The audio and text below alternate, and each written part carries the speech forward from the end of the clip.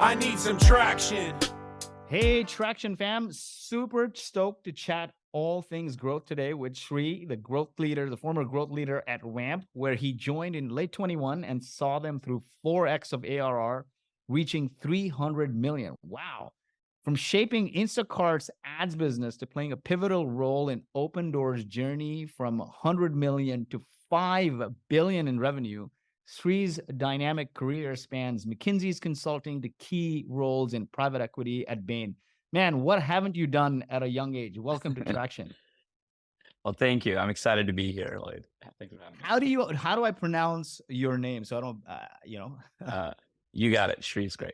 Shree's great. Okay, awesome. Yeah. So before we dive in, you've had like a different route to startups, right? You started in McKinsey consulting and then private equity at Bain, and a lot of founders said, don't hire people from consulting. But you have like literally hit 3 home runs or 4 home runs with like Opendoor and Instacart and now Ramp. So give us your backstory. How did you like get into all of this? I mean, did your education shape you to go into working at startups?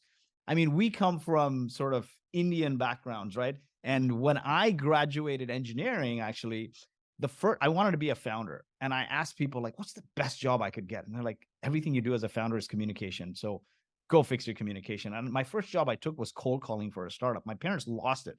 Like, your friends are working at Microsoft and Google, and you take a job cold calling. But you've had like a more like work in consulting, which is like the Indian parents' dream kind of thing. So walk me through that journey of how you go from that to working at startups. Yeah, it's a great question. And it's funny you should say, it's an Indian parent's dream, but I think my parents were disappointed that I went into, go be a consultant because they wanted me to be a doctor. And, like any good Indian kid, I was a pre-med, did everything, took the MCAT, and at the last minute decided that wasn't the thing for me, and obviously joined McKinsey. And my experiences at McKinsey and at Bain Cap and private equity were amazing learning experiences. You were talking about, how you took a sales role to learn communication. I think, McKinsey is just like a boot camp for all business education, from communication to strategic thinking to lots of things. And so I'm very grateful that I had that experience early and learned a lot. And similarly learned a lot as an investor at Bain Capital and a couple of other places.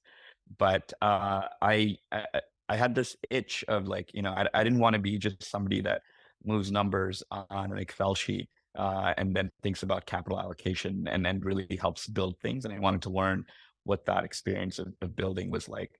At the time, the founder journey wasn't for me. So I wanted to go find, an exceptional startup that I could go learn from. And historically, with my kind of startup journey, I've really focused on not optimizing for titles or scope, but really finding a super interesting problem and extraordinary people that are working on that problem. And so when I joined Opendoor, it was a 40-person company. It was trying to revolutionize real estate, the largest industry out there. And I had Keith on I had Keith on the show not too long ago. Yeah, and Keith, as you know, is fantastic. I had an opportunity to work closely with him at Opendoor, and he's on the board of Ramp as well, and I'm working on something with him right now as well, actually. So Keith has been an amazing mentor and somebody that I've learned a tremendous amount from. One question here: when you're working at a large company like a McKinsey, Bain, right?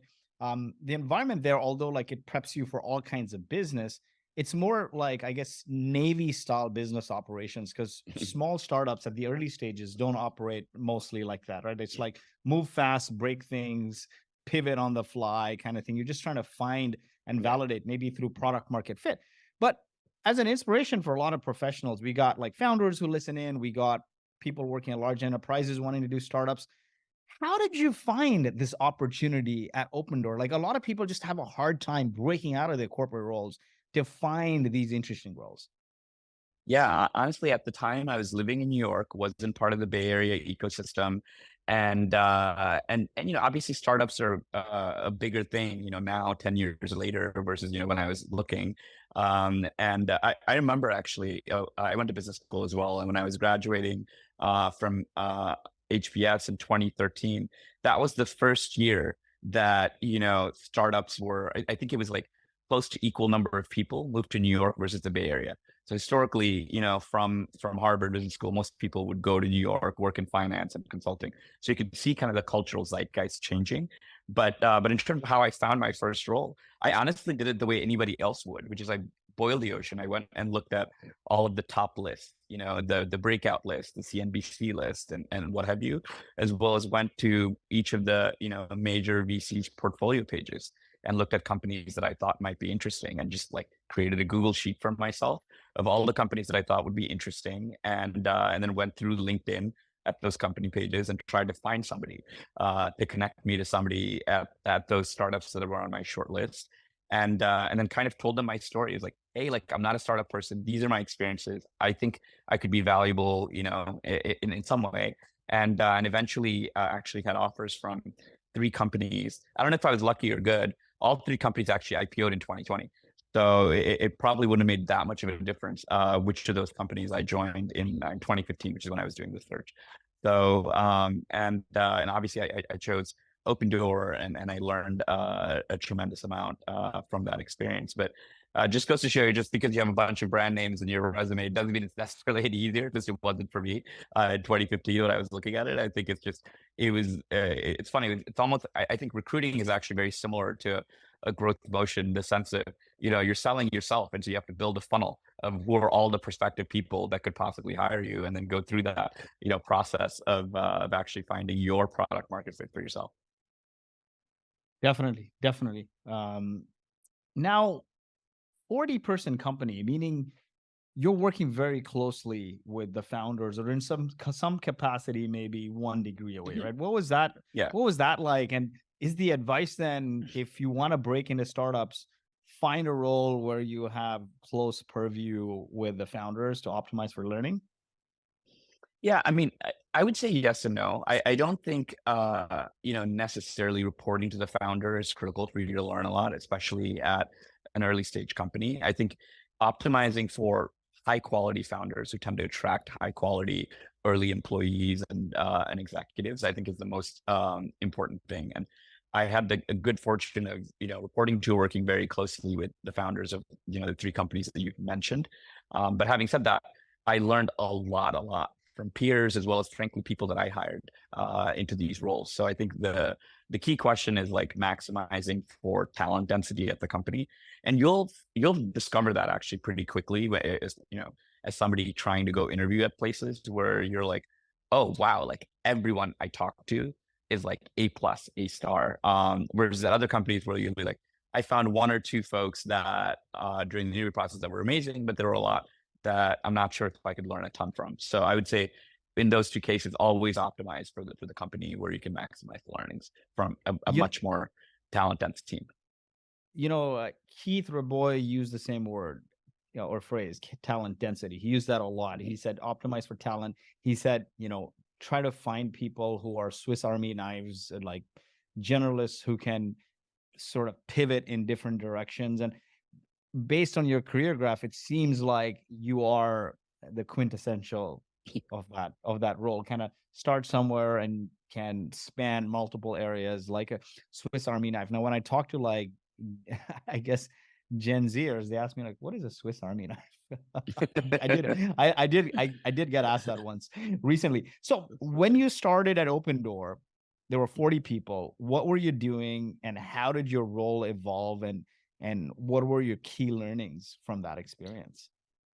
Yeah, because of my kind of background, my initial role was to lead a finance team of 1 at Opendoor. I was reporting to Eric, and the initial goal was just like help set up the basics in terms of the finance team, helping close the Series C, doing the 498 process, building the annual plan, and all of that. Obviously, the part of the reason I was leaving finance and joining the startup world is to roll my hands up further than building financial modeling and annual planning for a startup. And I'd made that clear during my interview and hiring process that that's what I wanted. And to Eric's credit, like, we made that transition pretty quickly. Actually, we hired some senior finance leaders in my first couple of months at Opendoor, and I'd moved into a more operational role. I think for folks that have a little bit more of a financial background, I actually find that starting there is a great starting point because you get to really understand the end to end of the business, understand what the key drivers are and where the leverage is in terms of how value can be driven in the company. And so through my experience in finance at Opendoor, for example, we identified that a clear gap at the time of Opendoor was, Opendoor for people that might not know, we buy and sell homes. So we make it easier for home sellers to, sell their home. We buy it off of them, and then we resell it eventually to other future buyers. So with that kind of a business model, as you can imagine, we're taking capital risk, right? We're putting out money to buy these homes, putting them on our balance sheet. And so how long the home stays on the balance sheet is critical for the business, for operational reasons as well as long-term strategic reasons, right? And at the time, it was taking us 150 days end to end from acquisition close to resale close to dispose of the homes on our balance sheet. And so it was the top problem at the company. And Eric said, go reduce that, figure out how to bring that down in whatever way you can, because it's the most important thing at the company that we can fix. And over the next year, initially it was just myself, and we built a small team, and it was obviously a very cross-functional problem. Anything anybody was doing at Opendoor could impact how long the home stayed on the balance sheet, right? Whether it's renovation, whether it's pricing, whether it's the sales team, what have you. And so I had to work closely with all of these teams, learn how to influence without authority, and drive results. And by the end of it, we had reduced it to 90 days, and that's roughly where it's at today. To a bunch of things, we don't need to get into the details of the specific projects, but through that process, we also learned that our sales team was under optimized. And there were some key things that we could do. And so that's how I got my next job with an Opendoor, which is like, oh, hey, like, why don't you go redesign and lead our sales team? And so I did that as my next role at Opendoor. And as that, as we kind of stabilized that and hired a sales leader, we got a new COO who, was like, hey, actually our analytics infrastructure and team is broken. Can you build that out for me? So that was my next role. And through that process, we learned that, the pricing, which is again a key part of the business, was under optimized. And so I was asked to go take on and lead a 150-person nationwide pricing operations team at Opendoor. That's been generally my journey at Opendoor, or frankly, even later at Instacart, is kind of started off with solving an initial problem, and through the success of that, was able to move to an adjacent problem or expand scope of that surface area. This is one of the best skills to have as a founder, right? I say this, I had recently Jason Fried of Basecamp, and we were talking about how the titles of a founder and CEO are like at loggerheads with each other. It's like having the title CTO and Chief Luddite, because as you scale, the job of a CEO is to stabilize the company, and the job of a founder is to inject new risk in the business. And you grow by injecting new risk. And so as a founder, you got to keep sort of reinventing your job in the job so you can keep doing that, like try new things and stabilize it, which is what I was doing at both new markets, new products, etc. And so it seems like you had the opportunity to do it at high scale companies without risking a lot of personal stuff, which is pretty cool that you had the opportunity, but also you had, I guess the, what do you call it, the fortitude to take that on. Not a lot of people I know from, actually, probably you are the only person I've met who comes from like a big world who has said that they've flexed in so many ways. I've not met anyone. So what are the key things one needs to have from within to flex in so many directions? Because I truly believe whatever you said is like the best experience to go and start a company. Yeah, I mean, I don't know if I'm going to have like a brilliant novel insight in terms of like what's required to be able to do that. I think it's fundamentally just comes down to a growth mindset and being able to be humble and learn from people, and that's kind of, what's great about startups is I think this is like a patent thing that I often repeat, which is you don't go to war with the army you want, you go with the one you got. That gives a lot of opportunities for the existing team at a startup to attack new problem surface areas. Did I have any business running a 40-person sales team at Opendoor my second year in there? Probably not, right? We could have probably hired somebody external. that could have done that. But the reason I got that opportunity is because I had gotten myself deep into that problem space. I was excited, I was ready and available, and went and learned how to do that. I'd never bought or sold a home, but I was managing a large team of people that were, selling homes for Opendoor, and so I went to Phoenix. I spent lots of time with realtors and learned how to do the job on the ground. Like, was doing open houses myself, and I think that's the kind of roll up your sleeves and like nothing is beneath you type of mentality that I think is critical to be able to do so many different things and be able to scale in different ways. Awesome. That is some great advice. I think the curiosity and I think there's two kinds of people. There's one kind of person that draws joy from doing the same thing over and over again and optimizing it for the nth degree. And there's another kind of person, just people like you, me, like founder mindset. I call it growth mindset. I call it founder mindset, which is like you want to take on new challenges, do it well, and then to optimize it for the last, I don't know, 5-10%, just hand it off. And then you move on to the next challenge. And that just keeps life very interesting. I don't know if I got that right about you, but No, that's what I absolutely. sense. That completely resonates. That's kind of how I've been working historically as well, which is I think, that 80-20 mentality of like just really solving the bulk of the problem at the highest leverage point is personally the most fun for me versus like managing an existing system for the last 5-10% of optimization.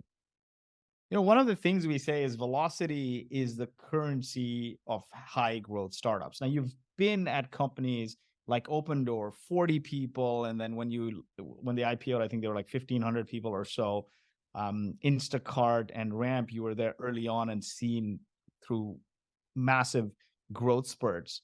How do you keep that high velocity mindset as you scale and add more people? Because sometimes I find like, 3 people can do more growth than 30 people, right? But the mindset and the org design matters a lot. And it seems like you've had very strong involvement or purview into managing that parts of the business. Yeah, great question. And I'm generally a believer in diseconomies of scale as teams get larger.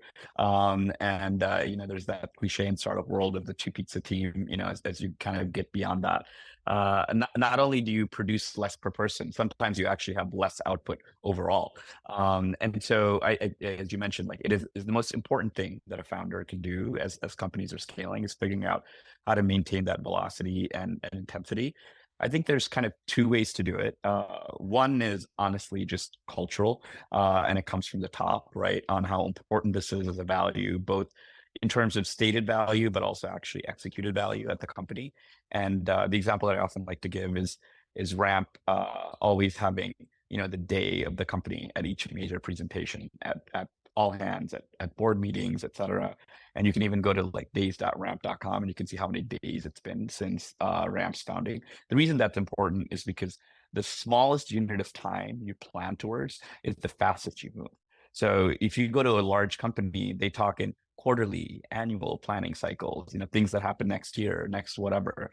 And you tend to notice that as soon as you have that as the framing, companies slow down massively. And you get this notion of like, oh, I can do it next week, next month, whatever, versus like, never put off something for tomorrow that you can do for today is really the culture that you want to reinforce from the top down. And I tend to find that a lot of high performance, high intensity people resonate with that, especially if they're surrounded by other folks like that. So I think that's piece number one. I think piece number two is a little bit of more of like organizational art and science, which is around breaking down, teams and goals into subsets that feel independent, that the teams can have really high ownership over, that they can drive, and that way you reduce some of this like um, part of the reason why a lot of teams slow down as they get bigger is because there's a lot of cross-functional dependencies and there's a lack of single owners for output. So as soon as you have multiple owners of something, you have no owner of something. And so I think you can really design organizations where even if as the company is getting bigger, you have smaller teams that can execute independently and where there's a clear owner and they have a metric that is, clearly cascading into the overall company metrics that that matter. And I think that's how you can kind of fight the organizational slowdown as companies get bigger and still drive velocity. Definitely. Now, when it comes to growth, right? I think you hear this all the time, but everyone's looking for growth hack and a sort of silver bullet, right? Like how do I do this? Tell me the one growth hack. Like you go to the gym and they're like, tell me the one thing you do to get like a six pack. Like, everyone's looking for the silver bullet, which doesn't exist. And you've seen it now 3x. Yeah. Break down the fundamentals of growth for us. Yeah, I love that you used the example of the gym because I think it really is a lot like that. Both, the outputs of, being a growth team, as well as honestly something that's related, which is just your operating skill set as a growth person too.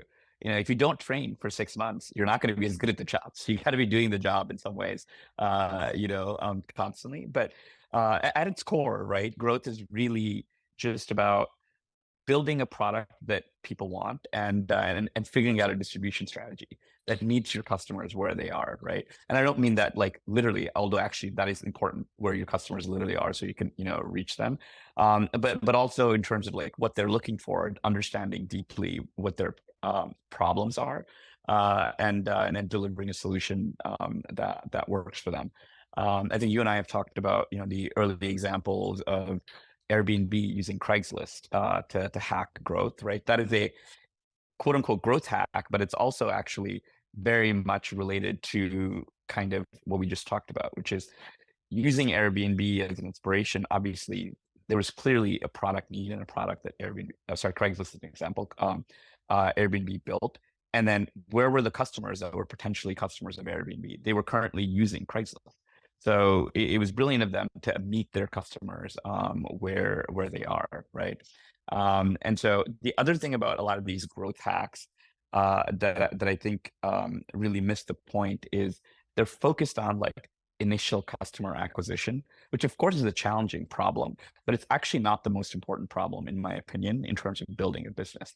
It's really around how do you get those customers to retain and over time monetize them, right? So if you look at the world of consumer social, we've all seen the graveyard of lots of startups that get huge initial traction because they've gone viral or they've used a lot of paid marketing to get there, and then they're not able to actually retain those customers and then really build a business off of that. And typically the reason for that is because they forgot what is it that they're building for and what their customers want. And so I think growth always comes back to, where are your customers? What do they want? And it just starts from a deep understanding of your customers. Awesome. That's a fantastic answer, right? Like I love this quote from Elon Musk, which says, don't reason with analogy, boil things down to the lowest common denominator, to the first principles, and then reason up from there. You said it so beautifully, right? Like build a product that people want. Like, do you have a singular customer or an ideal customer profile that has a need for your product, right? Or a job to be done that your product solves. And then anytime they need that done, they keep coming back. So an ICP that needs your product that doesn't churn. And if you keep growing that cycle, then you can sort of invest in growth. You put that beautifully. What do you need to have in place? Let's dive into that. Like, what are the key things, ingredients that go to make that work before you start pouring fuel on fire? A couple of years, so before I did Boast, was part of an investor-backed or investor-incubated company called Speakeasy, and we launched with like 10,000 users, and we were spending so much money on growth. And when I looked at the data and the analytics, it was funded by Bessemer and Salesforce.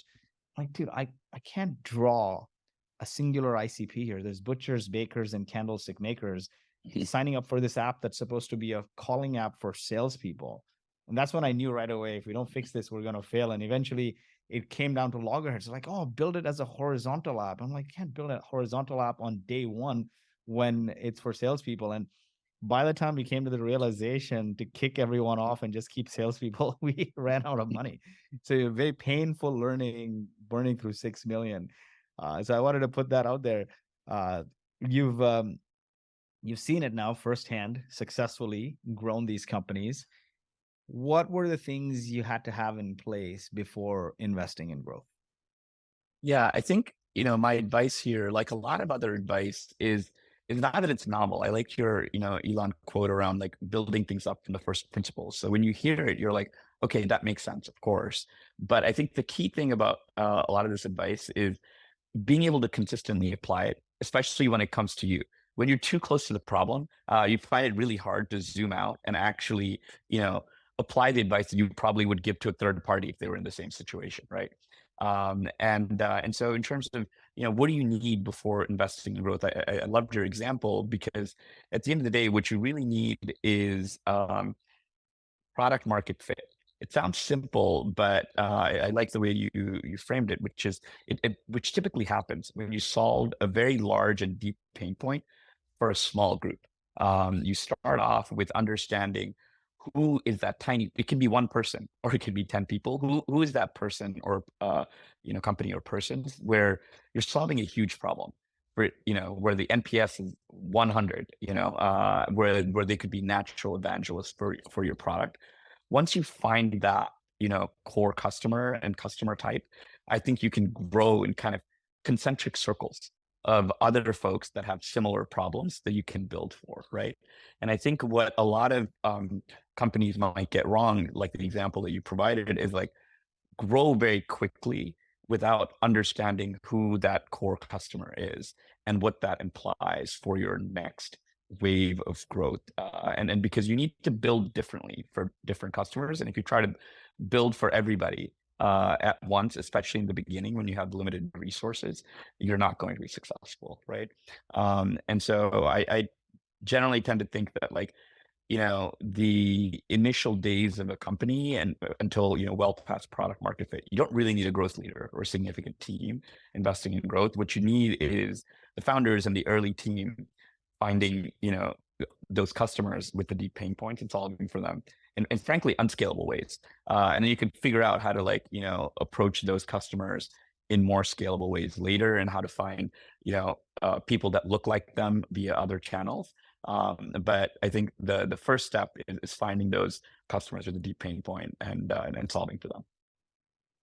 Yeah, it's like, in the early days is the time where you have the luxury to put a lot of time and love into understanding your customers and the problem set. And as you scale, it takes you a little farther and farther away. And so it's important to do that, be an inch wide and a mile deep. Every time I failed was from doing otherwise. Now, break down the different growth channels and your favorite ones, and walk us how you think about identifying and validating the best ones for your business, particularly for capital efficiency. Yeah, I mean, there's of course like any number of ways that you can acquire customers. And ultimately, like what's best for your business depends on who your audience is, like where do they hang out, how do they like to be reached, and what your product is in terms of, how deep the pain point is, how easy or hard it is to explain, how many touches it might take to do that. And I know, capital efficiency is top of mind for everyone still, although the market seems to be coming back just a little bit, but interest rates are still high. So it's always good to, be fit because it's easier to, grow from there. And so in terms of, one way I think about this question, and I wonder if it'll be more helpful to your audience, is to just go through a handful of, the major channels and maybe provide some insight on how I found them to be more efficient, or what might have worked in some of my past experiences. Let's So do it. Let's do it. yeah, let's just go through the list. Hopefully, I'll remember all of the major ones. But yeah, so if you were to start with obviously the most obvious one that everybody thinks about, paid marketing, of course, it's not ever going to be the most efficient, because generally, your targeting can't be as narrow, and of course, you're paying for your audience, right? So my kind of advice there would be to try to find channels that are, the path less trodden.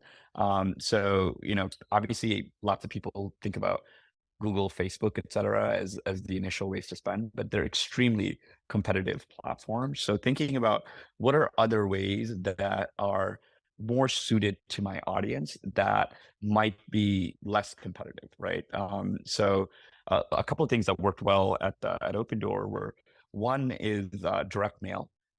You would not think necessarily would work well, but folks that are target audiences for Opendoor were people that were older that obviously lived in the home that they owned, and so these folks check their mail pretty frequently, and so our conversion. Obviously, there's interesting ways that you can think about making the call to action and more engaging on direct mail, but was a channel that worked really well for us. Another channel for Opendoor that worked was radio endorsements. Again, our core buyers were middle America, mid-50s folks living in cities where they would be driving a lot. So we knew they were listening to the radio often, given that kind of audience segment. And a core problem that they had with Opendoor was that it seemed like too funky of a product. Like, do I trust these people? Will they give me a fair offer? It's a big, consideration in terms of their, lifetime net worth to make. So what we found is like having endorsements with their favorite radio personalities actually drove a lot of value for us from a growth perspective. Um, a couple of channels that get spoken a lot these days, especially because of this whole notion of wanting to find higher ROI, or of course PR, SEO, and community and others. I think the main thing about strategies like PR and community that I would say is for them to be really successful, and you're a community builder, so I'm curious to hear your thoughts on this. They have to be audience first, as in like, what are the problems that the people that I'm trying to build community towards or to reach care about? If you start with like, what is the thing that I want to communicate as a company? Like, oh, here's my software, or here's how I solve your problem. I think it almost never resonates. It has to be never company first and more audience first. So with respect to PR, like, the way you can get press to talk to you and give you earned media and do that in a repeated way is for you to give them what they want, which is, what does the audience want in terms of new insights that's at the center of the cultural zeitgeist that you can provide because of your unique value as a founder or team at this company. And speaking about that, I think Ramp and Eric Lyman at Ramp do this really well, where he can really speak to whatever that moment is and provide value to the audience without it being a sales experience for Ramp, right? And that's how you get more exposure and more value, by really being about the audience first. And similarly with community, I've very rarely found inorganic communities that are focused on sales work. I found either organic communities or communities that are not commercial oriented work the best. And then over time, of course, you can build awareness and monetize those communities, but being focused on giving value. Like one of Ramp's competitors, Airbase, has a Slack community for accounting managers, and it's tremendous value. Lots of people, in the accounting world are in that Slack community, and they love it. And Airbase is truly neutral. What's very interesting about that is you see a lot of people recommending Ramp in this community when they're looking for accounting products. And to Airbase's credit, they don't get involved or shut down those conversations. They just really make it a truly neutral product that is valuable to their accountants. So even at probably some cost to them, they still manage that community, and I think it's a great way of continue to at least build Airbase's brand as well, despite them not being as hands on. What I found very interesting as I was writing this book, which is From Grassroots to Greatness: 13 Rules to Build Iconic Brands with Community-Led Growth. I looked at, man, so many iconic brands from and I'm not talking about the tech brands since the 2000s, but I'm talking about like the Harley Davidsons of the world.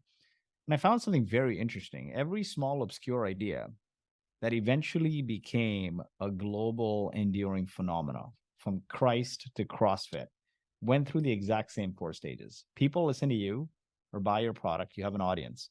You bring that audience to congregate on a cadence. It becomes a community. Now, when that community comes together to create impact towards a purpose far greater than your profit, it becomes a movement. And when that movement has undying faith in its purpose through sustained rituals over time, it becomes a cult or religion. So this audience, community, movement, religion. And it doesn't have to be one or the other, right? It's like It's something that you have in parallel to your other growth frameworks, because building a community is the marathon, and it is not a ROI generator in year one. It takes a long freaking time. So if Yes. you're contrived about it, you're literally not going to, you're going to kill the community. So our community is called Traction. We never monetized it. We donate the profits from it. Nobody even knows it's the community we built. But effectively, it's like adding value, adding value. And there's three kinds of communities, right? There's a community of practice. Community of practice is like your Ramp's competitor, bringing people together to get better at a specific skill or a craft. And what happens is, if you have no customers or you don't have product market fit, you can't build a community of product like Notion's community or Salesforce's community. People are going to be like, you're trying to sell to me, and they're not going to show up, Yeah. right? And so there's this community of product, which Atlassian's done really well, which has taken a long time. And that's the second one. And the third one is a community of play, which is like Red Bull or your paddle club or your golf club, right? And I think it depends, but you have to play it with the mindset that it's a long slog. HubSpot, honestly, I'm an engineer. Everything I learned about marketing was from HubSpot's inbound marketing community in 2004-5. They didn't have any product. Everything I learned about customer success was from Gainsight's Pulse community. They didn't even have a product. And they built this raving following around education and adding value and connecting people to get better. And then one day they said they have a product. And initially they were saying, oh, you can jangle Google Analytics with this tool and that tool. And one day they said, hey, we have an all-in-one tool. And then guess what? When I had some money, I bought HubSpot, right? So that's how I look at it. But you had it exactly right, right? Like, I think when you're starting out, you need like some instant gratification channels to stay in business, but then you need some long-term sustainable channels that'll help you build a moat and like a brand and so on. So I think it's a balance of both. How did you see it being balanced? Yeah, the way I kind of think about it is, you're all at this horizons framework, but really you kind of have to have like some seeds, plants, and trees through the growth cycle and life cycle of your company. And initially, obviously, it's going to be a bunch of seeds where you're trying to figure out which channels work for you and which don't. And so at any given time, you're going to have a couple of channels that, especially as you grow, that are your kind of bread and butter, that are working, that you're optimizing. Those are kind of the trees, and the plants are the ones that, you've done some testing and it feels like it's going to work, and you're going to start scaling them. And then seeds are kind of new, riskier bets that you're making. And there's only so much you can put together and maintain as a team. So you want to prioritize those, but you always want to be thinking about the next horizon. Just because a couple things are working now doesn't mean you should be ignoring the rest. And similar to how you said, there's some things that take a long time to pay off versus others. So community and SEO is actually another one as well that takes a long time to pay off. So you want to think about those timeframes as well as you start investing in those bets and prioritizing various things. And then some things just work a little bit easier at different parts of a life cycle. Like brand investing, like you probably don't want to do until you've got like tight density of clear product market fit and an audience that works, or you've kind of reached the limits of performance marketing, for example. So you would kind of typically kind of do that a little bit later in a company's growth cycle. But that's my kind of general framework is you should actually like build this kind of longer term roadmap and refresh it every year as you think about what are the bets I'm making in terms of test, scale, and optimize. That makes a lot of sense, right? And I think PLG gets a lot of love and attention, and I have seen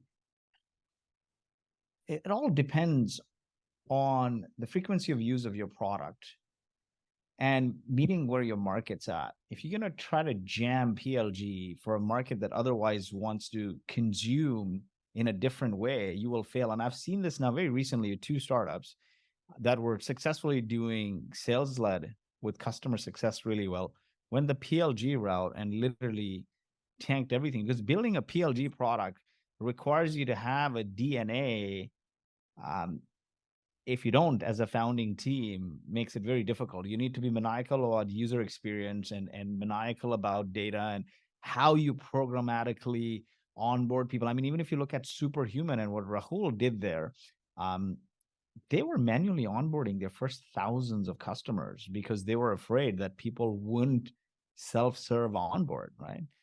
Yeah. What is your take there on making PLG sort of work? I think PLG works really well with community and a bunch of other channels because it's just this Yeah. self-perpetuating flywheel once you have product market fit and it's going. But what's your advice Yeah. there? No, I think you made a great point, which is it doesn't work for everybody, right? The product and the user experience has to be tuned to that. And it's funny that you should mention Superhuman. Obviously, great product, and I was one of the early people that was manually onboarded way back when. So totally understand. And by the way, I understand why they did it because I don't know if I would have gotten as much use of the product, frankly, if it weren't for that. So I think there's a lot written actually about classic, how do you use technology to grow your product for bottom-up SaaS products, right? Typically via a prosumer or free trial, freemium experience, whatever you want to call it. I think uh, I, I want to talk less about that because there's so much said about it. And also, frankly, if you look at the business that I was most recently working with, Ramp, it doesn't have that classic, bottom up PLG motion to get a Ramp account or a card. Today, obviously you have to have your company's CFO fill out an application. It has to be credit approved. So you can't just have like an instant multiplayer mode that you can build virality off of for a product that starts that way. Are there other financial products that Ramp is building that could work with? Sure, eventually, I think we will build that experience with the multi-product thing. But I think one thing on quote unquote PLG that people don't talk about is how can you use technology to drive customer acquisition and retention, even if you're not like a bottom up SaaS product, right?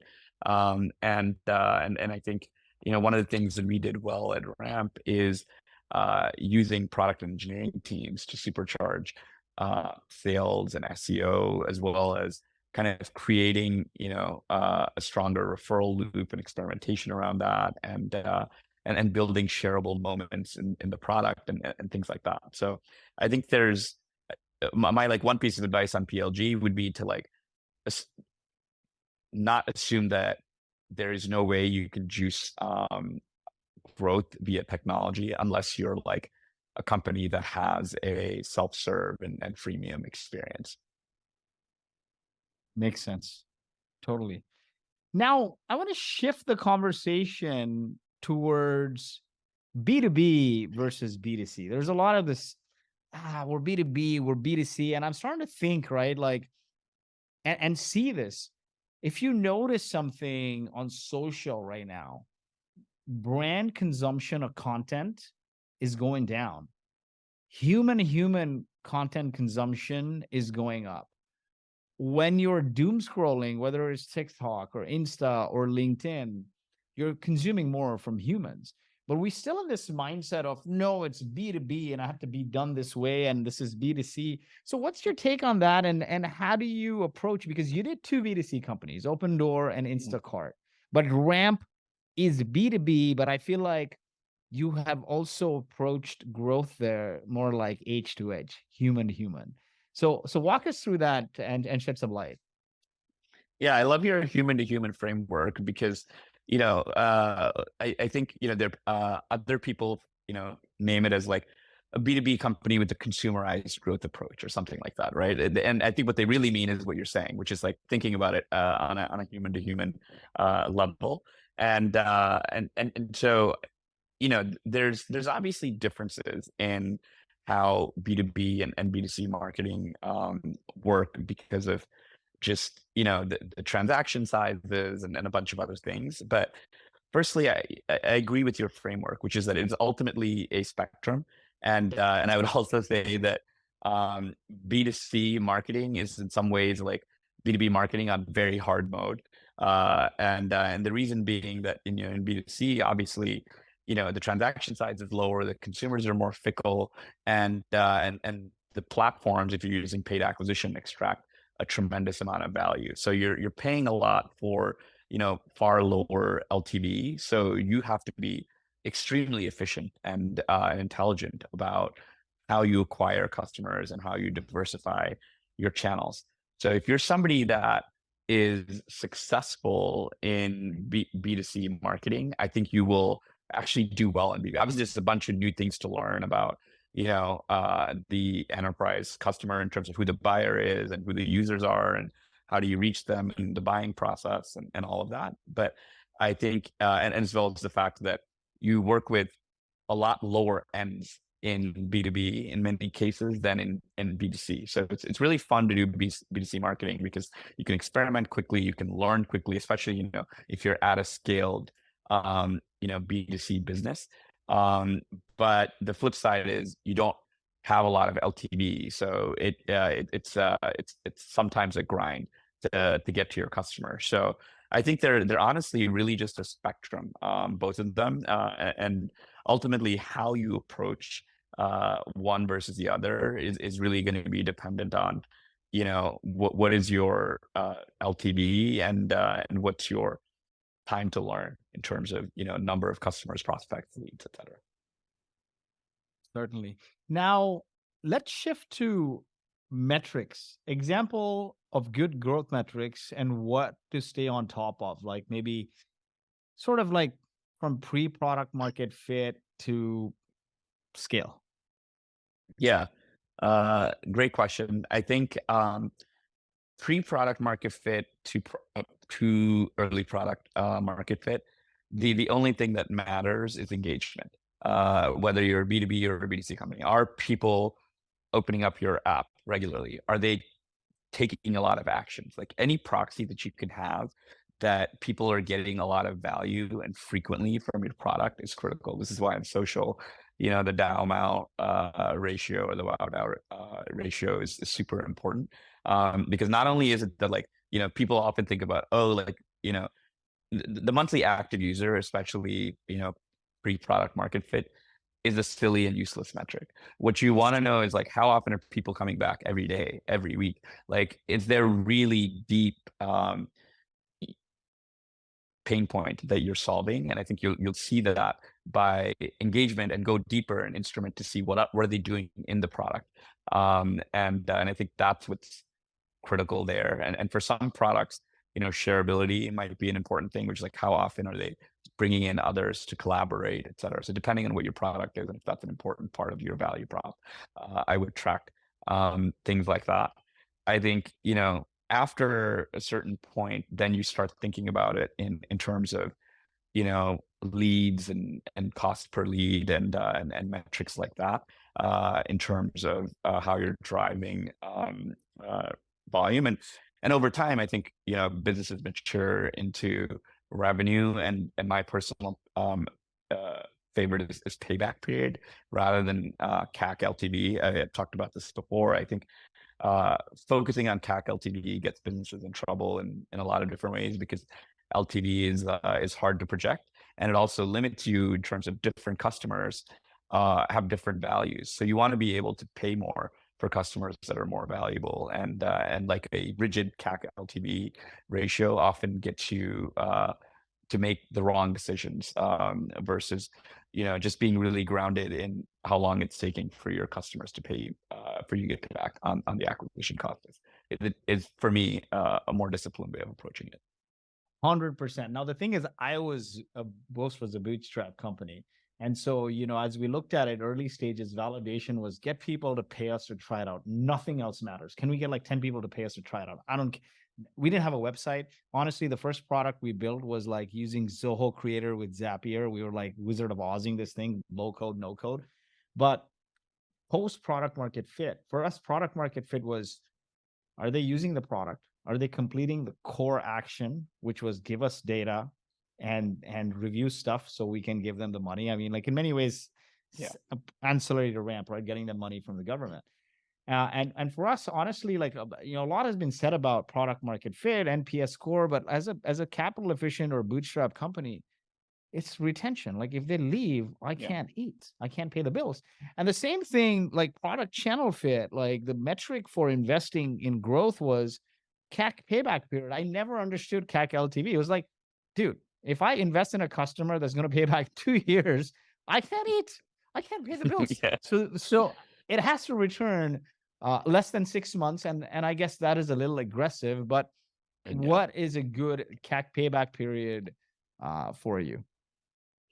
Yeah, I think it really depends on the predictability of the revenue, as well as, frankly, your cash flow situation, right? As a bootstrap company, you can't have, just the cash flow math doesn't work for having a long payback period. And it generally doesn't work well if you don't have high retention, right? So for consumer businesses, I would try to go on the shorter side of CAC payback period, versus for B2B, especially for larger companies where you have higher retention and higher renewal rates and growing LTVs, would be comfortable with a longer CAC payback period, right? So like if you were only selling to large enterprises, I might even say more than a year to, up to 2 years might be reasonable. Versus most B2B companies, I would say like a year is like, a great benchmark, versus most consumer companies, I would say 6 to 8 months. You better be getting your money back in consumer, right? So Definitely. Now we're at the top of the hour. I got like 2 or 3 questions. You have some time, or yeah. you got a hard stop? I don't have a hard stop. I can go for a few more minutes, like 10, Okay, 15 cool. minutes if it's max. Yeah. Yeah, yeah. One of the other things I want to take was, as we're looking at metrics, right, and growth metrics, there's this thing that's not talked about a lot, which drives me crazy, is multi-touch attribution. And there are not all things that you can attribute for, especially in companies that maybe leverage offline channels or events or community, which I think Ramp has done a lot of. How do you factor this in, right? Like, say someone's building this massive community, and then you get like, usually the flow in B2B is something like somebody comes to an event or a webinar, it gets forwarded, and then somebody else sees it, they download a white paper, send it to somebody else, they request a demo, and then it goes to inbound SDR website. Like, how do you think about attribution, and are we like overthinking it, or it doesn't matter? Like, how have you solved this problem? Yeah. I think attribution is really important. I think you need some framework of understanding how much value you're driving from your efforts. Having said that, I think there's never going to be a perfect solution. There are going to be always trade-offs in terms of some touches that you won't be able to capture, some touches where it's a judgment-based thing. Does an open of an email matter? How long since the open of the email should matter? How much credit should each event get?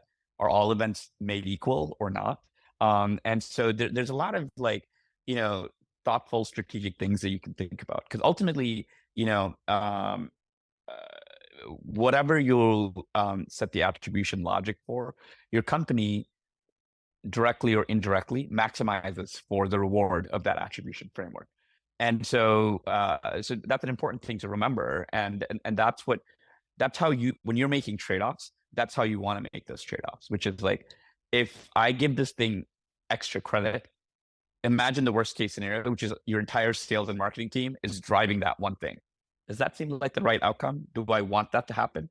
Sometimes maybe you do, and that's exactly what you want to do. And so that's how you think about, that's the art part of attribution, is that because it's never going to be perfect, you have to be really thoughtful about what decisions and trade-offs you make. And I think you also have to deal with, sometimes cross-functional stakeholders are like, well, no, the thing that I'm doing is a lot more valuable than what the attribution logic is saying, or what have you. And I think there's a little bit of like company management that says, hey, we're going to keep getting better at this.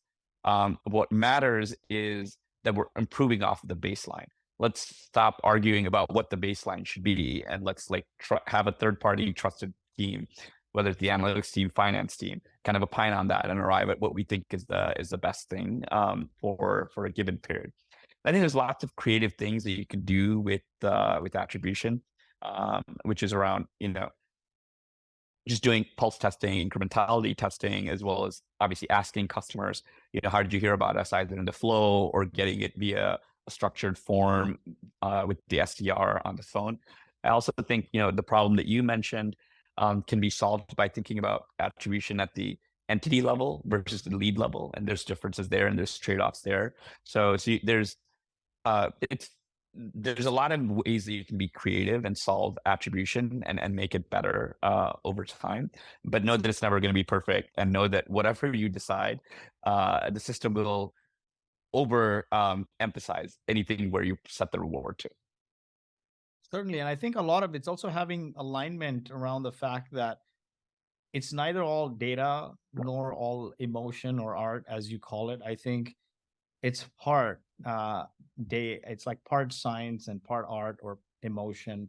And I think until the day humans are doing business with humans, it's always going to be that way. There's an emotional side of things, because I always got flack for, I can't figure out the value of this community, and then I have to like back channel the logic saying some of our biggest customers to biggest brands, like, like you have to like orchestrate this Yeah. thing, right? And you know what, I asked like folks like Nick Mehta or Kip Bodnar at HubSpot, and like, you just have to believe in the company's DNA that that's the right thing to do, and Yeah. flow with that gut, and not mess with it, kind of thing. So I like that, your take on it. Um, as we close out, I want to ask two questions. One, in all your time, what was the biggest growth f up you've seen happen, and how did you fix it? Um, that is uh, a really good question. I would say I'll pick an example from my Opendoor days early on, which is, Opendoor is obviously buying homes, and what we would try to do for the vast majority of our customers is we're trying to um, work with them before they've hired a listing agent, right? But obviously, there's a world of listings out there that are listed, and so if we wanted to, acquire a bunch of homes, we could just go put offers on homes that are on the MLS on the market, right? And increase our inventory and resell. So a very obvious quote unquote growth hack is to use that channel of bidding on MLS homes for Opendoor. Seems reasonable. What could possibly be the problem, right? And what we saw is this tremendous adverse selection. So if a house was listed on the market, typically it's listed for some time, and we were to put an offer on it, if we and then the seller, of course, has to still pay their listing agent's fee, right? So their net on this sale was going to be a lot lower than potentially if they could have sold it on the market. And so what we tend to found it very quickly is that the customers that took up those offers were ones that do something about their house that we didn't. So we got a tremendous amount of adverse selection where these houses were particularly unprofitable for us. And if we tried to fix this problem by lowering the offer value to like give us more cushion, it it didn't necessarily improve the problem, because then we got even more adverse selection from the people that were willing to accept the lower offers, right? And so it was really a particularly challenging situation for the company where it was a somewhat significant channel in the early days, not that significant, but one that was tremendously unprofitable because of the dynamics that I mentioned. And so the short answer is we just stopped buying those homes. So that's not an interesting solution, right? Just shut down a channel. But we obviously still wanted access to this tremendous amount of volume that was happening via agents that were listing these homes. And so what we decided to do in that case is basically move upstream of where the decision was being made. And so what we did is we built out an agent partnership program where we said, hey, if you're going to go talk to a prospective customer, what we will do is, we will give you an offer from Opendoor that you can present at that meeting. And if the customer is happy with that, we will give you the standard, 1% commission referral fee is what it's called, known in the real estate industry, on that transaction. And that was a big win-win because we got to see a more broader range of customers and audience through that. And the adverse selection problem was lower because the cost to the end customer was lower. And the agent was getting a win because they don't have to do the full work of actually listing the property. They would just make that 1% by just exposing this to the customer. So what I would say is, like, when a channel is not working, it might not just be, the answer might not be just to abandon it, but to work through what the core problem might be, and to approach it in a different way. Certainly. And I think as we close out, my final question here is around building a growth team, right? Without the team, you have nothing. So post product market fit in these companies that you joined, who are the people you brought on to lead you through scale, right? Like, what are the key things you need? Because then you just build up on that over time, right? Yeah. What is the Yeah. foundation? I think it's really, I've spoken about it before as well, like three kind of archetypes of people that you really want as you're scaling your growth team. I think there's one type of person that is a deep domain expert of certain channels, and is uh, and is able to just consistently project manage and execute, and drive results and get into the details at a channel level. I think you need a few of those people. I think you need a set of people that are kind of data oriented, first principles oriented, understand experimentation, can push for velocity at the company, that are more cross-channel trained, that work well with product and engineering, whether you want to call them BizOps, PMs, what have you. I think there's like a small subset of those folks that are important for a growth team. And then the third group that I would say is it is really the folks that you wouldn't normally hire at McKinsey or wherever. These are people that are truly kind of out of the box thinkers, that understand the cultural zeitgeist, and are able to think extremely creatively, and approach problems in ways that the other two sets probably wouldn't think of. I mean, I think people have names like growth hackers or whatever for folks like this, but I think I just fundamentally think of these as people that are like extremely creative, that understand the cultural zeitgeist, and can really build experiments and initiatives that others won't have. Awesome. As we close out, man, this has been a great conversation. You thought it was going to be 25 minutes. We're like 10 minutes past the hour, and it's been a lot of fun. Any parting words of wisdom? Where can we follow your knowledge if we want to stay in touch? Oh, thank you. Yeah, I mean, I'm on Twitter. Like a lot of tech people, so you can certainly follow me. And or LinkedIn, I'm easy to find. It's just my name, Sri_Batchu on Twitter, or Sri Batchu. And I think my parting piece of advice will be something I'll repeat that I said earlier on this interview, which is I really do think there's actually a lot of wisdom from brilliant people out there, like your podcast and other podcasts. And so the problem that we have in terms of execution, a lot of companies, is not a lack of wisdom. I think we can Google immense amounts of information on what the right thing to do is. I think it's really adapting that a little bit to your particular use case, and frankly, just looking deep within, and approaching your problem from first principles. If most of the problems that we think of are not brand new, it's just thinking about how you would approach them from existing wisdom. Fantastic advice to close it out. Thank you so much for joining us. We'll release this probably before the end of the year. Wishing you happy holidays. Thank Are you. you traveling anywhere? Are you traveling? I am going to Guatemala with my brother for the holidays. First time there, so excited to go explore. So warm weather in Miami to warmer weather in Guatemala. Nice. Have fun, man. Exactly. Happy holidays. All right. That's good. Thank you. You too.